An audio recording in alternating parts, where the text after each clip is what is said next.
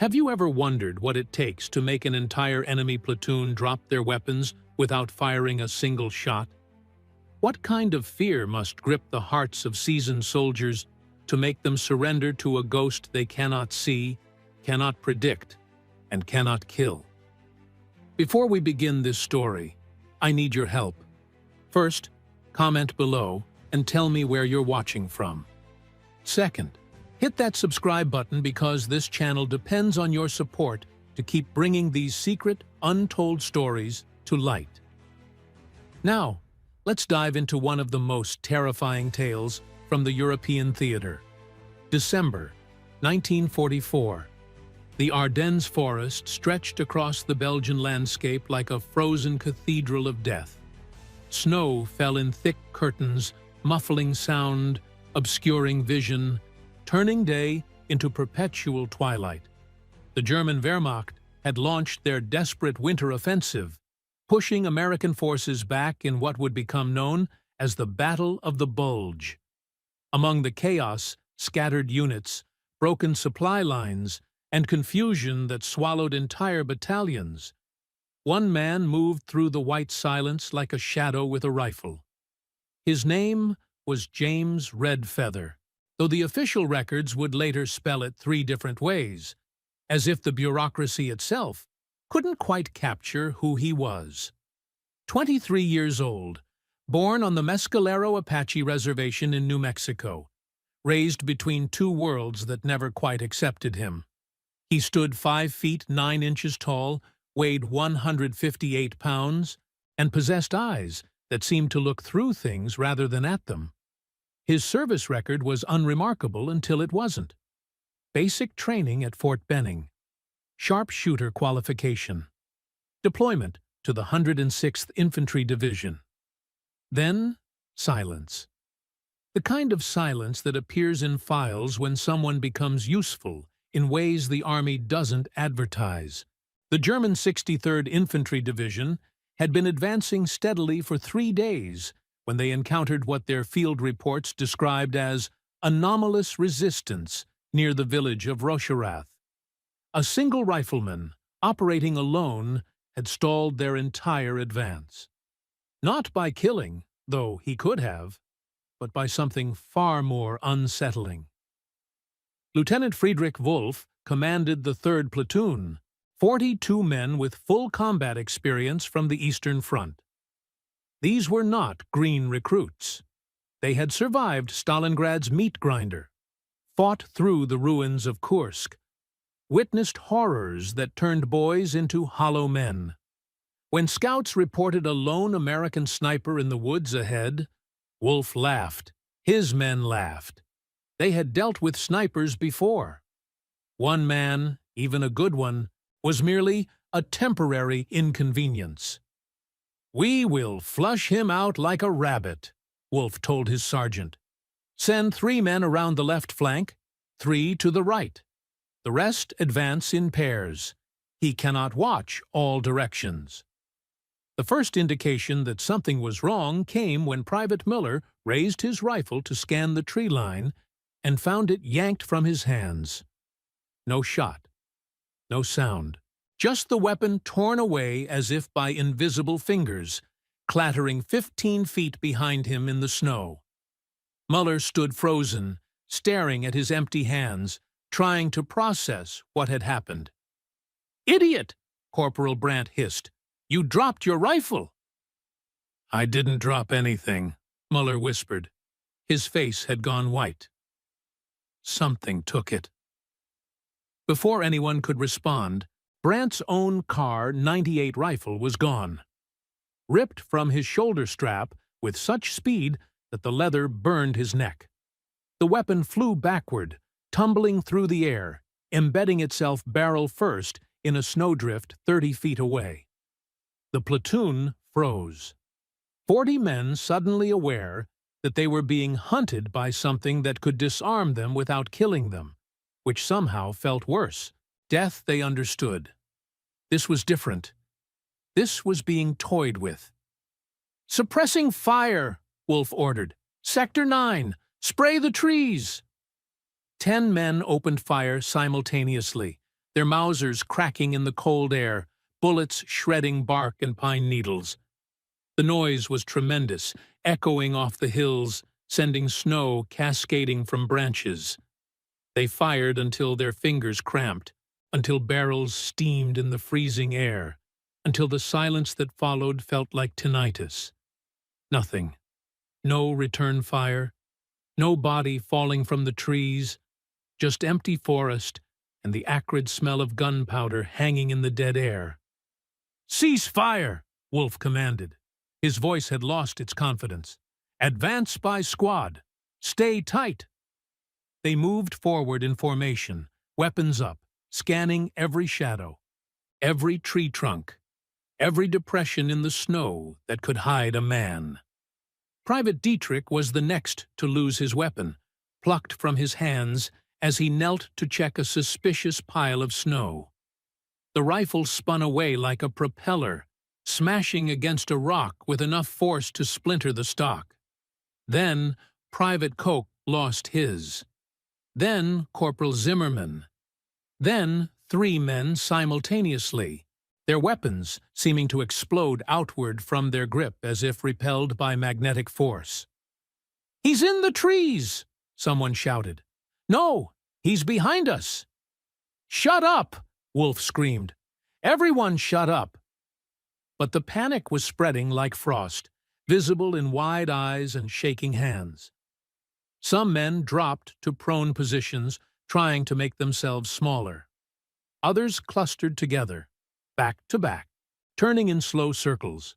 7 rifles now lay scattered in the snow around them, out of reach, abandoned. And still, not one shot had been fired at them. "This is insane," Sergeant Holzer muttered. "Where is he? How is he doing this?" The answer came not in words, but in action. Private Becker, trying to recover one of the dropped rifles, reached down and felt something whistle past his ear. A rope. No, a leather cord. It whipped around his Mauser's barrel and yanked the weapon away before he could close his fingers on it. The cord disappeared into the underbrush, pulling the rifle with it, leaving Becker clutching at empty air. "Did anyone see where that came from?" Wolf demanded. No one had. The cord had appeared and vanished like a magician's trick. Impossibly fast, impossibly precise. Lieutenant Wolf made a decision born of desperation. Full retreat, back to the road. We regroup with the main force and come back with armor support. But retreat proved harder than advance. As they withdrew, weapons continued to vanish. Private Ernst lost his rifle to what felt like a steel cable wrapping around it, jerking it sideways into a ravine. Corporal Meyer watched his weapon fly straight up into the canopy, snagged by something he couldn't see, hauled into the branches like a fish on a line. By the time the platoon reached the road, 23 men had been disarmed. More than half the platoon. By 1 man. Without a single casualty. The reports that reached German High Command were dismissed as combat fatigue, hysteria, possibly carbon monoxide poisoning from a faulty stove. But when a second platoon was sent to investigate and returned with similar stories, the dismissals stopped. When a third platoon refused to enter that sector entirely, senior officers began asking different questions. "Who is he?" General Hoffman demanded, spreading reconnaissance photos across his desk. "What do we know?" Very little, as it turned out. American Indian, that much was confirmed by the single blurry photograph snapped by a reconnaissance unit. Tall and lean, carrying a Springfield rifle and what appeared to be traditional hunting equipment alongside his military gear. He moved through winter forest like water through cracks, never where you expected, always where you were vulnerable. But the strangest detail came from the few German soldiers willing to speak about their encounters. They described sounds that didn't belong in modern warfare. Whistles that mimicked bird calls, the soft hiss of displaced air, the feeling of being watched by something that understood the forest better than they understood themselves. One corporal, evacuated for severe frostbite after hiding in a drainage ditch for 11 hours, kept repeating the same phrase. He wasn't trying to kill us. He was teaching us fear. Back in Rocheroth, Lieutenant Bill Sampson of the 106th Infantry received an unexpected visitor. Red Feather appeared in the command post at 0300 hours, materializing from the darkness without tripping a single alarm, startling the radio man so badly he knocked over a pot of coffee. "Jesus Christ, Red Feather!" Sampson shouted. "You trying to give me a heart attack?" "No, sir." Red Feather's voice was quiet, level, empty of emotion. "Just reporting in." "Reporting what?" "You've been gone for 4 days. We thought you were dead or captured." "Neither, sir. I've been delaying the German advance in Sector 7. "Delaying?" Sampson stared at him. "Alone?" "Yes, sir." "How many did you kill?" "None, sir." The silence in the command post was absolute. Even the radio static seemed to pause. "None," Sampson repeated carefully. "Private, the Germans haven't moved past that tree line in 4 days. Their reports, the ones we intercepted, they're calling that area cursed. They've lost dozens of weapons, pulled back entire companies. And you're telling me you didn't kill anyone?" "That's correct, sir. Didn't need to." "Explain." Red Feather set his rifle against the wall, pulled off his gloves. His hands were raw, cut from working with rope and wire in sub-zero temperatures. "My grandfather was a hunter. He taught me that the best way to stop an enemy isn't to kill him, it's to make him stop wanting to fight. A dead soldier gets replaced. A terrified soldier spreads fear." He reached into his coat and pulled out a leather pouch, dumping its contents on Sampson's desk. 37 metal rank insignia, buttons, and small personal items. A wedding ring, a pocket watch, a silver cross on a chain. "I take something from each one," Red Feather explained. "Not the rifle, though I could. Something personal. Something they'll notice missing later. Something that proves I was close enough to kill them but chose not to." He paused. "Makes them think about how close they came. Makes them wonder if I'll be back. Makes them scared of what they can't see." Sampson picked up the wedding ring, reading the inscription inside. "My God! This is psychological warfare. This is hunting, sir. You don't waste ammunition on prey that will starve or flee on its own." "And the rifles? We've got reports of you disarming men without shooting them."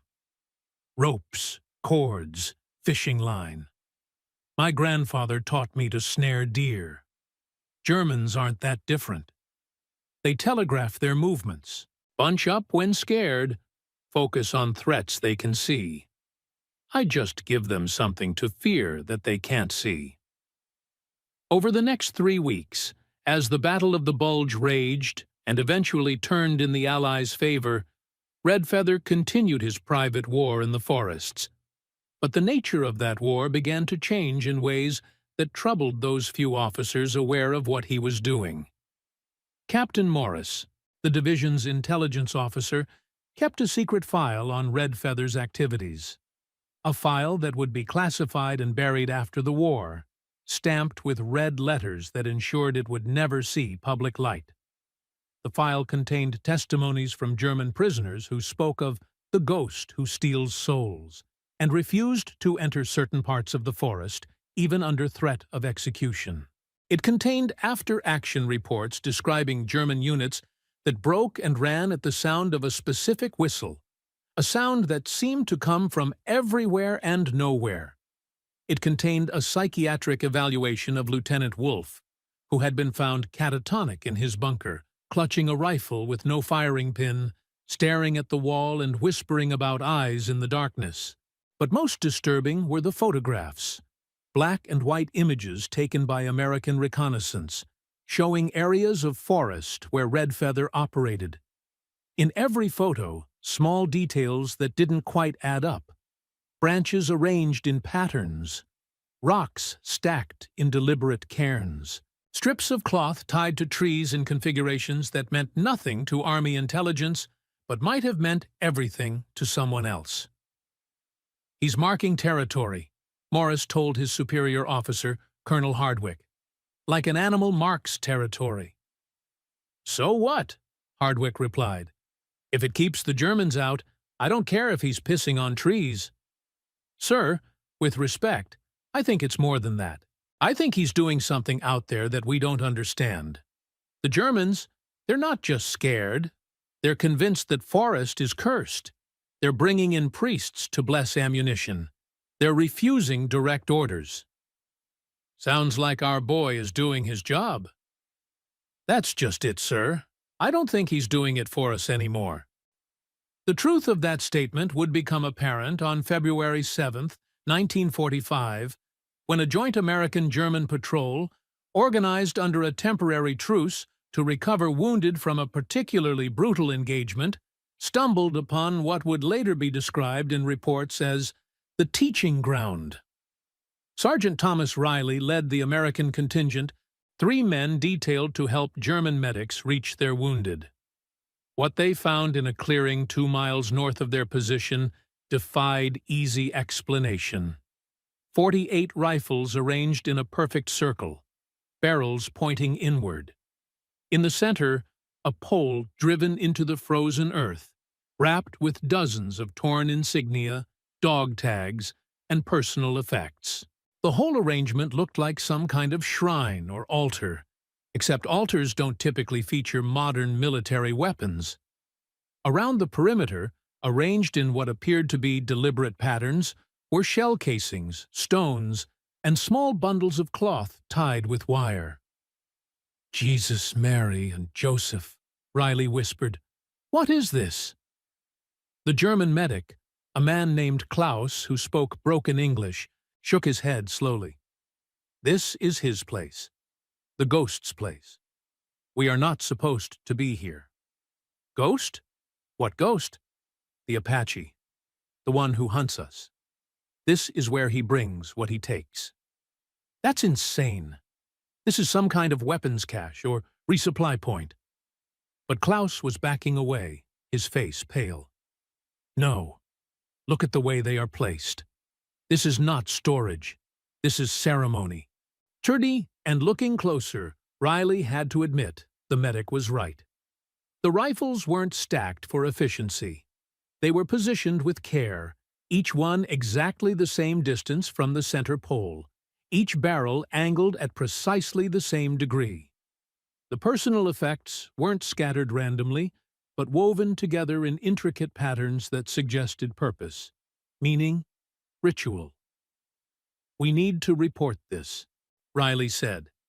But even as he spoke, he felt the weight of eyes watching from the trees.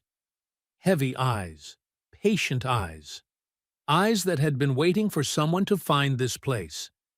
They left without touching anything, walking quickly, not quite running, but close. Behind them, the clearing sat silent in the falling snow, waiting for its keeper to return. That night, Riley filed a report that went straight to Morris's desk. Morris read it 3 times, then added it to his growing file with a handwritten note. "Subject has gone native. Recommend immediate recall." But Redfeather was never recalled. The official explanation was that he had been granted operational independence due to his proven effectiveness. The unofficial truth, whispered among those few officers who knew, was that no one wanted to go into those woods to bring him back. No one wanted to risk finding out what would happen if they tried to stop whatever it was he had become, out there in the frozen darkness. By March, the German resistance in the Ardennes had collapsed entirely. Units that had fought fiercely elsewhere surrendered without resistance in Redfeather's territory. Some German soldiers were found wandering in the snow, unarmed, muttering about debts they couldn't repay and promises they didn't remember making. The forest, locals said, had always been a strange place. Old place, a place where the boundary between the world of men and the world of spirits grew thin in winter. The American had simply remembered something the modern world had forgotten. On April 12, 1945, President Franklin Roosevelt died. On April 30th, Adolf Hitler died.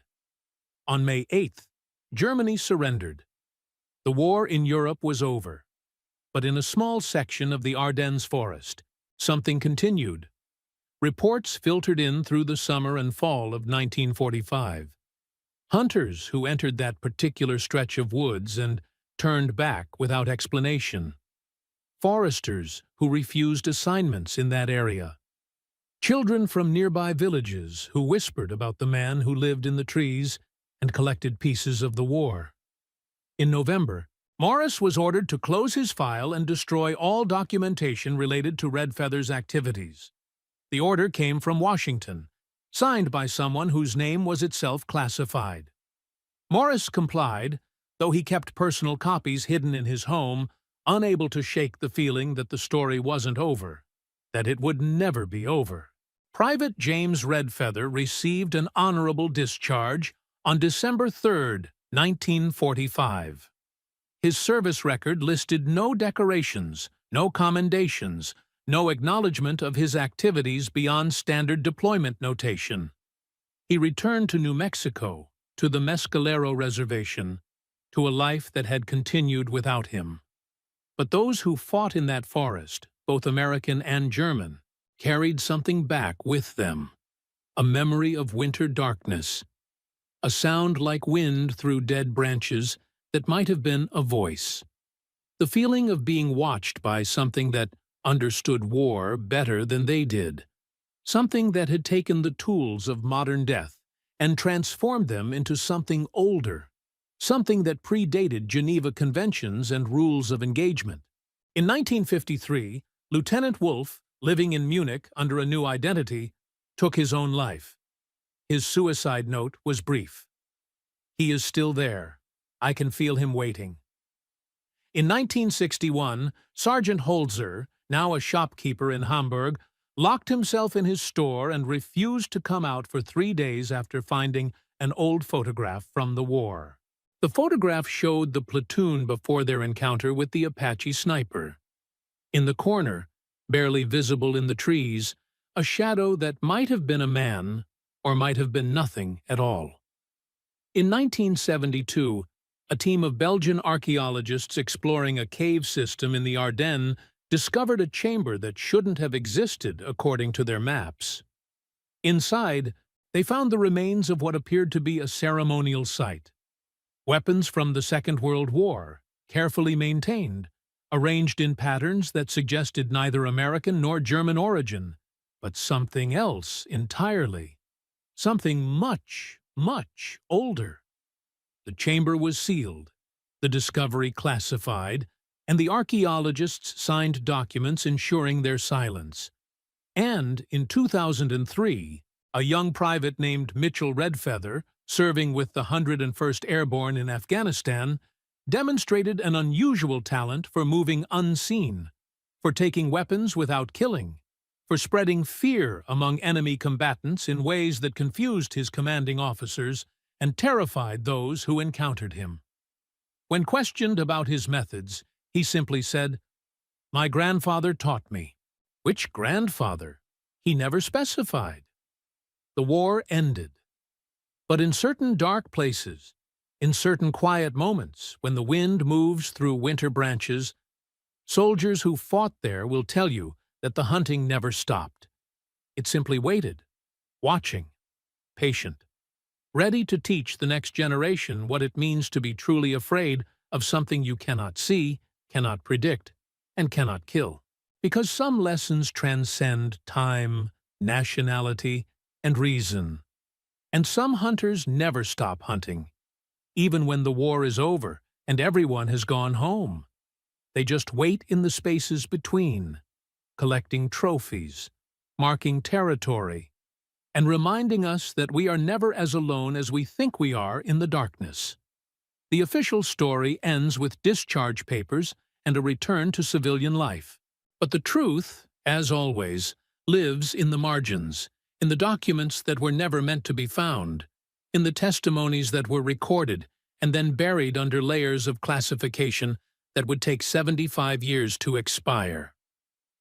Captain Morris's hidden files, discovered after his death in 1998 by his granddaughter while cleaning out his estate, painted a picture far more complex and disturbing than any official record could contain. The files sat in a cardboard box marked "Garden Supplies" in Morris's basement, protected from moisture and time by layers of plastic wrapping. Inside, alongside the photographs and reports, were personal letters Morris had written but never sent, diary entries that read more like confessions, and a single audio recording on a reel-to-reel tape that had somehow survived 5 decades. The recording, digitized by Morris's granddaughter and briefly posted online before being taken down by federal agents within 6 hours, captured a conversation between Morris and Redfeather that took place on March 19, 1945, 3 weeks before the war's end. The audio quality was poor, full of static and gaps, but the words that survived were clear enough. "Morris, you need to stop, son. Whatever you're doing out there, it's gone beyond military necessity." Redfeather: "Has it, sir?" Morris: "We're getting reports from the German side, through back channels, through the Red Cross. They think that forest is haunted. They think you're some kind of demon." Redfeather: "And what do you think, sir?" Morris: "I think you're a soldier who's spent too long alone in a combat zone. I think you need to come back, get debriefed, take some leave." Redfeather: "With respect, Captain, I don't think you understand what's happening out there." Morris: "Then explain it to me." A long pause, the sound of wind or breathing, impossible to distinguish. Redfeather: "My grandfather told me that war is not a human thing. It's older than humans. It existed before we gave it names, before we invented rules for it. He said that sometimes, in certain places, under certain conditions, the old war remembers itself, and when it does, it calls to those who still understand its original language." Morris: "That's not an explanation. That's mysticism." Redfeather: "Is it, sir? Then how do you explain what's been happening? 48 rifles taken without a shot fired. Men losing their minds from fear of something they never saw. An entire sector of the German line that won't advance even under direct orders from their high command. You think I did that alone with ropes and hunting tricks?" Morris: "What are you saying?" Redfeather: "I'm saying that Forrest was waiting for someone who remembered. Someone who still knew the old prayers, the old ways of marking boundaries and claiming territory. The Germans, they brought their war machines into a place that predates those machines by thousands of years. They woke something up. I just reminded it what it was." Morris: "You're talking about magic, spirits. That's not real." Redfeather: "You're right, sir. It's not real. Just like those 48 rifles aren't really gone. Just like Lieutenant Wolfe isn't really catatonic in a medical tent right now. Just like you didn't really see what you saw in those photographs." Morris: "What did I see?" Redfeather: "You know what you saw, sir. You just don't want to admit it." The recording ends there, cut off mid-conversation by unknown causes. Morris's diary entry from that same day reads, "Spoke with Redfeather today. Either he's insane or I am. Third option scares me more." But the third option, the one that scared Morris enough that he kept secret files for 50 years, was that Redfeather was neither insane nor lying. That something had indeed awakened in those woods, something that found in one young Apache soldier a perfect vessel for purposes that transcended national borders and modern warfare. The German High Command, in their final chaotic weeks before surrender, compiled their own classified report on what they termed Der Waldgeist, the forest spirit. The report, discovered in 1991 in a forgotten archive in East Berlin, detailed 17 separate encounters between German forces and the entity they believed haunted the Ardennes. The descriptions varied, but certain details remained consistent. A figure that moved between trees without appearing to walk.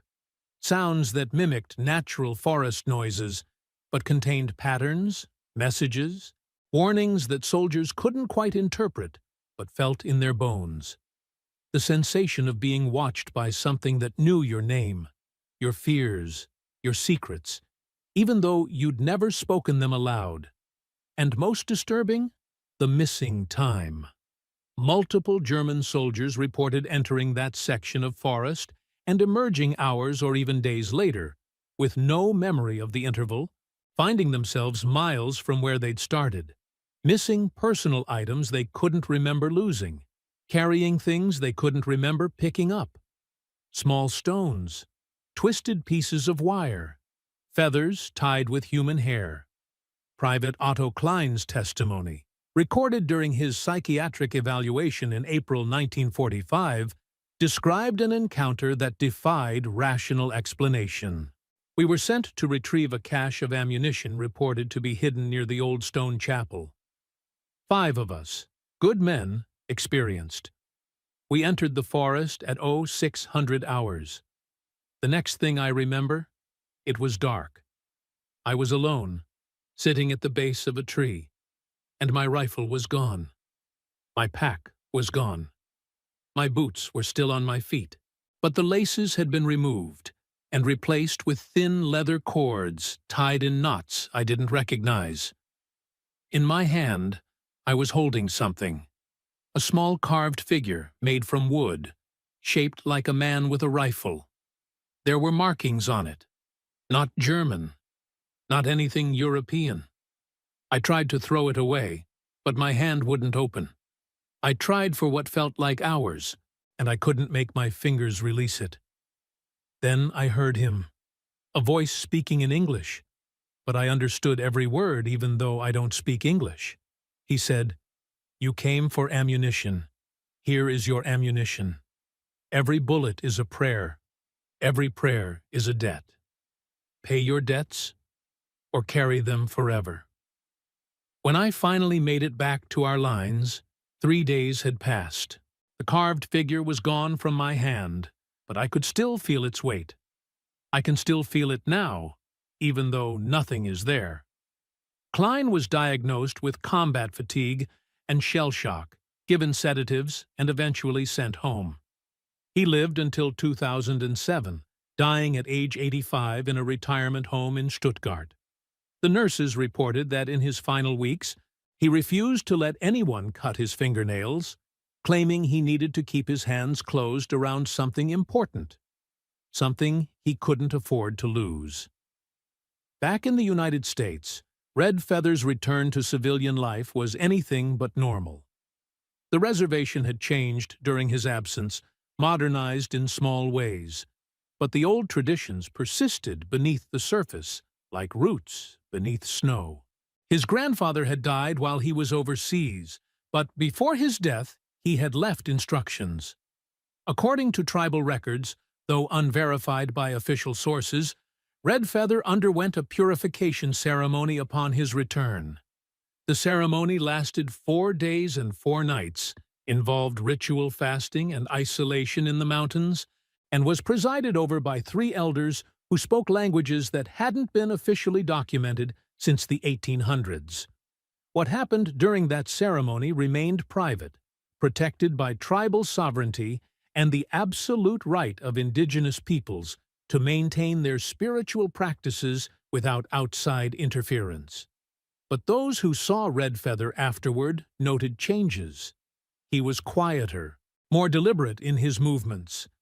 He avoided crowds, preferred to stay in the high country, and was occasionally seen at dawn or dusk walking the old paths that predated American settlement by centuries.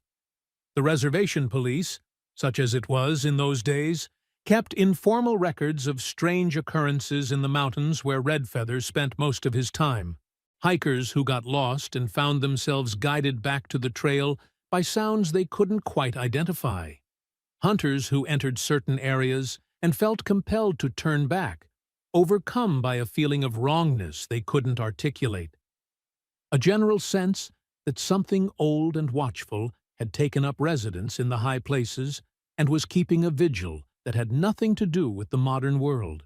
In 1956, a team of anthropologists from the University of New Mexico requested permission to interview Redfeather about his war experiences, specifically his time in the Ardennes. The request was denied by the tribal council without explanation.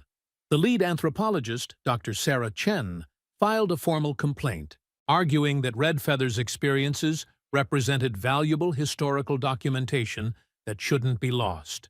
The council's response, preserved in university archives, was brief but illuminating. Some stories are not meant to be documented. Some experiences belong to the darkness and should remain there.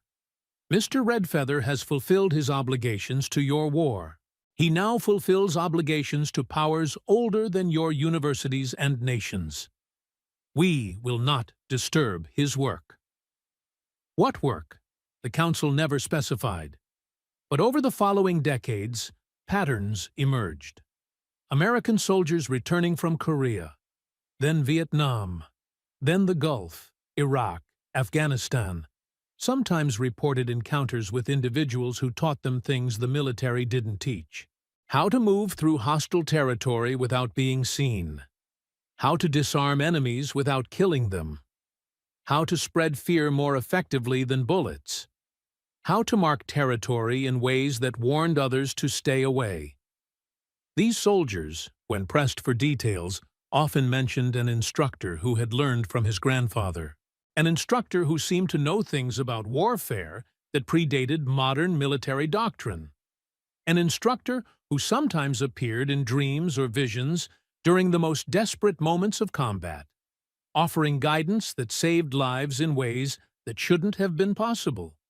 The Department of Defense, naturally, had no record of any such instructor. No training program, no classified special operations unit that matched the descriptions. Just recurring stories from soldiers who insisted they'd been taught by someone, somewhere, somehow, even though official records showed they'd never left their assigned posts. In 1983, a decorated Marine named Carlos Rodriguez, veteran of Vietnam and multiple tours in Central America, walked into a Veterans Affairs office in Phoenix, Arizona, and asked to speak with someone about classified operations. When the clerk explained that the VA didn't handle such matters, Rodriguez became agitated. "I need to know if he was real," Rodriguez said. "I need to know if what happened in that jungle was real, or if I've been crazy for 15 years. The clerk, following protocol, referred Rodriguez to a mental health specialist. But Rodriguez refused psychiatric evaluation. Instead, he described an encounter during a long-range reconnaissance patrol in Vietnam in 1968. "We were surrounded. NVA had us boxed in a valley. No way out, no air support available, radio shot to hell. We were dead men. Then, in the middle of the night, someone appeared in our perimeter. Just there, suddenly, like he'd grown out of the ground. He was American, I think. Native American, older, maybe 50.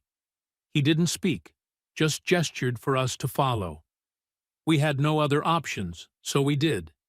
He led us through the NVA lines, right through them. We walked past enemy soldiers standing guard, walked past their camp, and they never saw us. It was like we weren't there, like we'd become ghosts.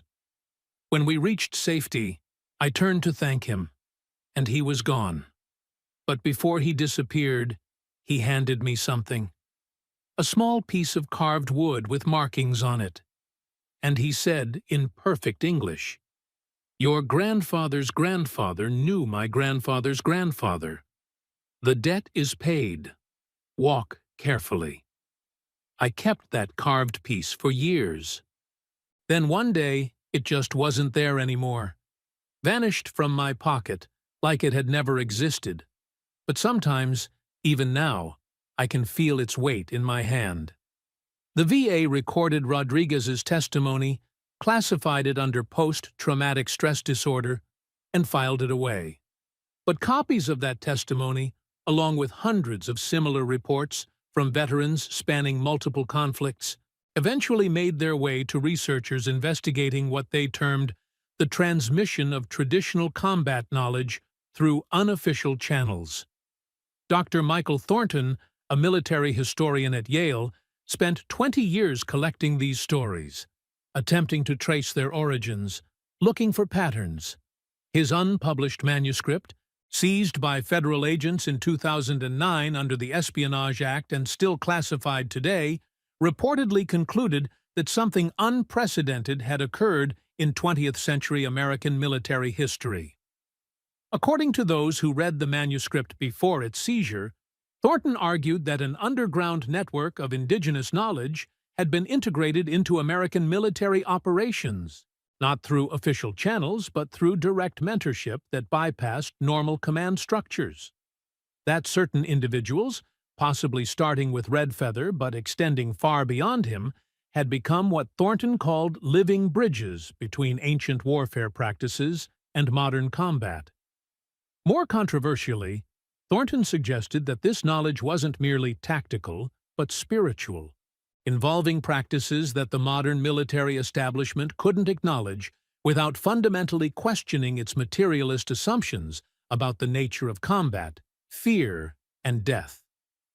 The manuscript's final chapter, leaked anonymously to several journalists before the full document was classified, contained a single disturbing claim: that the network was still operational, that it had spread beyond the American military to influence conflicts worldwide, and that those who carried this knowledge were engaged in a form of warfare that transcended national interests and served purposes that Thornton himself admitted he couldn't fully understand. "They're fighting something," Thornton wrote. "Not a nation, not an ideology, something older that manifests through human conflict but exists independent of it. And they're winning, slowly, in ways we can't measure with casualty reports or territory gained. They're winning by teaching war itself to evolve, to remember what it was before we tried to civilize it with rules and conventions." James Redfeather died on November 3, 2012, at age 91, in his home on the Mescalero Reservation. The official cause of death was listed as heart failure. He was buried in a private ceremony attended only by tribal members, in a location that remains unmarked and undisclosed to this day. But here's where the story should end and doesn't. 3 weeks after Redfeather's death, strange reports began filtering out of the Ardennes forest in Belgium. Hikers encountering areas they couldn't explain on their maps. Foresters finding trees marked with symbols that hadn't been there before. A general sense among locals that something was watching from the old growth sections, waiting for something or someone. In December 2012, a Belgian military training exercise in the region was abruptly cancelled after participants reported equipment malfunctions and what commanding officers termed unexplained atmospheric disturbances. The official explanation blamed electromagnetic interference from nearby cellular towers, but internal military reports, obtained through European Freedom of Information requests, painted a different picture. Soldiers reported weapons that wouldn't fire despite being mechanically sound. Compasses that spun wildly. The feeling of being watched by something that understood their training better than they did. And at night, sounds in the forest that mimicked military radio chatter but contained no actual words, just patterns that induced unease so severe that 3 participants requested immediate medical evacuation. In January 2013, a German documentary film crew received permission to film in the Ardennes for a historical piece about the Battle of the Bulge. They lasted 4 hours in the forest before packing up their equipment and leaving. The footage they captured, most of it unusable due to technical problems, occasionally shows anomalies in the background. Shadows that move wrong, shapes that might be human, or might be arrangements of branches that coincidentally resemble human forms. In one frame, barely visible, something that looks like a rope or cord stretching between trees, at exactly the height where a rifle barrel would be if someone were walking patrol. The documentary was never completed. And then there's Mitchell Redfeather, James's great-nephew, who served in Afghanistan from 2002 to 2006, then Iraq from 2007 to 2009, then returned to the Mescalero Reservation and promptly vanished into the high country where his great-uncle had spent his final decades. Mitchell has no social media presence, no phone listing, no tax records after 2010. By all official measures, he disappeared. But hikers in the Sacramento Mountains, hunters in the high forests, occasionally report encounters with a man who moves through the wilderness like he's part of it, who seems to know when storms are coming before the weather changes, who leaves markers on trails that guide lost travelers back to safety. And American soldiers returning from deployments, increasingly over the past decade, report dreams. Dreams of an instructor who teaches them things they don't remember learning when they wake. Dreams of forests that exist in multiple places simultaneously. Dreams of a voice that speaks in languages they don't know but understand perfectly, saying things like, "The war is never over. It just changes shape. Learn the shapes, and you'll survive what's coming." What's coming? The dreams never specify. The truth, if there is a singular truth in all this, remains elusive. What happened in the Ardennes between December 1944 and May 1945 was either the remarkable story of one exceptionally skilled soldier using guerrilla tactics to psychological effect, or it was something else entirely, something that suggests the boundary between warfare and spiritual practice is more permeable than modern military doctrine acknowledges. The German soldiers who survived those encounters never stopped believing they'd faced something beyond human. American soldiers who fought alongside or after Redfeather carry stories they can't quite explain. And in certain places, in certain moments, when the conditions are right and the veil between what we know and what we've forgotten grows thin, people still report feeling watched by something that remembers how war used to be fought before we invented civilization. Perhaps that's the real terror of this story. Not that one man disarmed an entire platoon without firing a shot. Not that fear proved more effective than bullets. But that somewhere in our collective past, we knew things about warfare, about boundaries, about the relationship between violence and the sacred, that we've since forgotten. And that knowledge didn't die. It just waited, patient and watchful, for people who still remembered the old languages, the old ways, the old prayers. It waited in forests and mountains and dark places where modern certainties lose their power. And occasionally, when the conditions align, when someone who carries the right bloodlines walks into the right place at the right time, that knowledge awakens again. Not to win wars in the conventional sense, but to remind us that we are never as modern, never as civilized, never as separate from our ancient past as we like to believe. The Apache sniper who disarmed a platoon without killing anyone wasn't just using tactics. He was opening a door we thought we'd sealed shut centuries ago. And doors, once opened, are very difficult to close. Even now, somewhere in the forests of New Mexico, or the mountains of Afghanistan, or the jungles of a dozen conflict zones you've never heard of, someone is learning to walk silently, to mark territory in ways that speak to something older than language, to disarm enemies not through force, but through fear of things they cannot see or name or understand. The Germans laughed at the Apache sniper until he disarmed them. Then they stopped laughing. Some never stopped being afraid. And if you listen carefully, in the quiet moments between heartbeats, you might hear what they heard in that forest 78 years ago. The sound of something ancient, patient, and absolutely certain that it will outlast all of us and our temporary certainties about the nature of war and peace, and the boundaries between the human world and the older world that exists underneath. Maybe that's why this story matters. Maybe that's why it won't stay buried no matter how many files get classified or testimonies get dismissed. Because somewhere deep in our bones, we remember too. We remember that the hunt never ends, that the war is older than nations, and that in the darkness between the trees, something is always watching, always waiting, always ready to teach those willing to learn. The question isn't whether the Apache sniper was real.